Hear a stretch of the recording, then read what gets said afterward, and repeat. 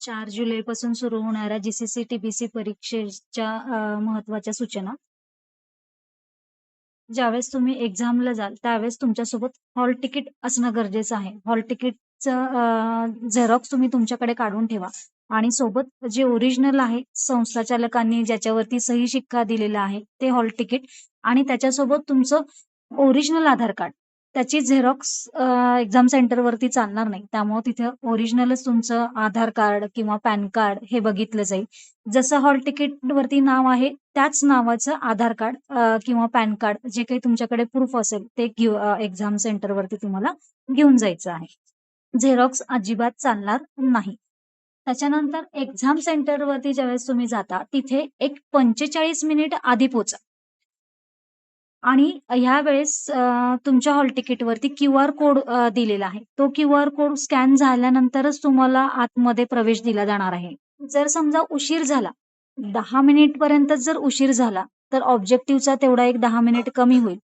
पण 10 मिनिटापेक्षा जर तुम्ही तिथे जास्त वेळ लागला, तर तुम्हाला एक्झामलाच बसू दिलं जाणार नाही. त्यामुळं परीक्षा साठी 45 मिनिटं आधीच जावा. त्यामुळे तुम्हाला तिथेच ट्रायल पॅसेज वगैरेची प्रॅक्टिस तुम्हाला करता येईल. त्याच्यानंतरची सूचना, ज्यावेळेस तुम्ही एक्झाम सेंटरवरती जाल, तुम्ही जे बॅग घेऊन गेलेले असाल, मोबाईल असेल, कॅल्क्युलेटर असेल, जे काही तुम्ही घेऊन गेलेलं असेल ते हॉलच्या बाहेर ठेवा.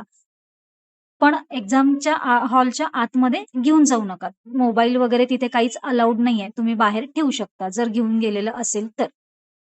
त्याच्यानंतर ज्यावेळेस तुमची हॉलमध्ये एंट्री होईल, तर त्यावेळेस अटेंडन्स शीट असणार आहे तुमच्यासमोर. तर त्या अटेंडन्स शीटवरती तुमच्याच नावासमोर तुम्ही तिथे सही करणं गरजेचं आहे.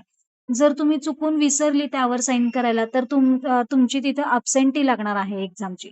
त्यामुळे तिथे गेलं की तिथे साइन करायला विसरू नका. जे काही अटेंडन्स शीट असेल तिथे, तर त्या बॅच लिस्ट असेल त्याच्यावरती सही करायला आणि तुमच्याच नावाच्या समोर तुमचंच नाव आहे का, तुमचा विषय आहे त्याच्यासमोरच तुम्ही साइन करा. दुसऱ्या स्टुडंटच्या नावासमोर तिथे सिग्नेचर करायला जाऊ नका. तुमच्याच नावाच्या समोर तिथे सही करा. पण सही करण्यासाठी विसरू नका. त्याच्यानंतरची सूचना आहे की पाहिजे तिथं आता समजा सबमिट करायचं तर तिथेच क्लिक करा. दुसरीकडे शॉर्टकट कीचा वापर करून जसे की अशा अल्ट टॅब, विंडोजची की, अल्ट कंट्रोल डिलीट जर हँग झालं असेल तर तिथं तुम्ही सारख्या अशा शॉर्टकट की वापरू नका. जर झूम करायचं असेल तर झूमसाठी योग्य तितकंच झूम करा. अनावश्यक जास्तचं झूम करू नका आणि ड्रॅग एंड ड्रॉप वगैरे जास्त करू नका. एक्झाम ही हँग होण्याची शक्यता असते कारण का एक्झाम ही ऑनलाईन होत असते. त्यामुळे जेवढा तुम्ही जास्त क्लिक कराल तर तेवढं तुमची एक्झाम हँग होत राहील. त्यामुळं जिथं गरजेचं आहे क्लिक करणं तिथेच क्लिक करा. आणि जर होत नसेल तर थोड्या वेळ थांबा. तिथे सुपरवायझरला सांगा जर काही हँग वगैरे होत असेल तर. पण तुम्ही सारखं-सारखं क्लिक वगैरे करायला जाऊ नका आणि शॉर्टकट कीचा वापर अजिबात करू नका. ज्यावेळेस लेटर स्टेटमेंट चालू होईल तर त्यावेळेस इथे तर अजिबात तुम्हाला शॉर्टकट कीचा वापर करायचा नाहीये. त्याच्यानंतरची सूचना नेहमीसारखंच थोडं शांत बसा, नियोजन करा. प्रश्न जो आहे तो काळजीपूर्वक वाचा. जर वेळ असेल शिल्लक तर हे करा.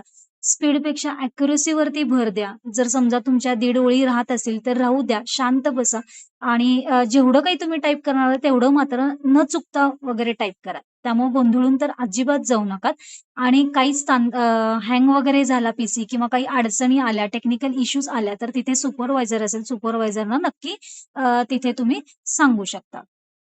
त्याच्यानंतर तुमचा जो परीक्षेचा क्रम असणार आहे, तुम्हाला जे क्वेशन्स येणार आहे, तो पहिला प्रश्न ईमेलचा असेल, नंतर स्पीड पॅसेज येईल तुम्हाला.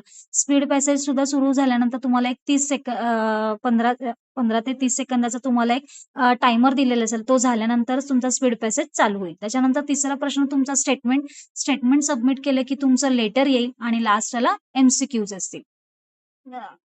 त्याच्यानंतर अशाप्रमाणे आणि सगळे प्रश्न सोडवणं कंपल्सरी आहे.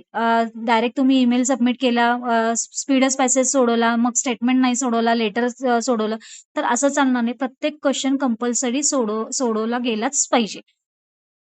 त्याच्यानंतरची सूचना आहे, जी ऑब्जेक्टिव्ह येतात लास्टला. जर तुम्ही इंग्लिश 30ला असाल, तर इंग्लिशमध्येच प्रश्न येतात. पण जर तुम्हाला तो मराठीमध्ये जर घ्यायचा असेल, तर तुम्ही घेऊ शकता. आणि जर तुम्ही मराठी 30ला असाल, तर बाय डिफॉल्ट क्वेशन मराठीमध्ये येतो. मग तुम्हाला तो इंग्रजीमधून जर घ्यायचा असेल, तर तुम्हाला लँग्वेज चेंज करण्याचा तिथे पर्याय उपलब्ध आहे. ऑप्शन अवेलेबल तुमच्यासमोर तिथे असणार आहे. आणि सगळ्यात शेवटची महत्त्वाची सूचना तेच म्हणजे तुमच्या हॉल तिकीटवरती ज्या सूचना आहेत, त्या व्यवस्थित वाचा. व्यवस्थित नियोजन करा. तुमचं जे काही तुम्ही ठरवलं आहे त्याप्रमाणे. मगाशीच सांगितल्याप्रमाणे स्पीडपेक्षा ॲक्युरसीवरती प्राधान्य द्या आणि अडचण आल्या तर तिथे सुपरवायझरला सांगा.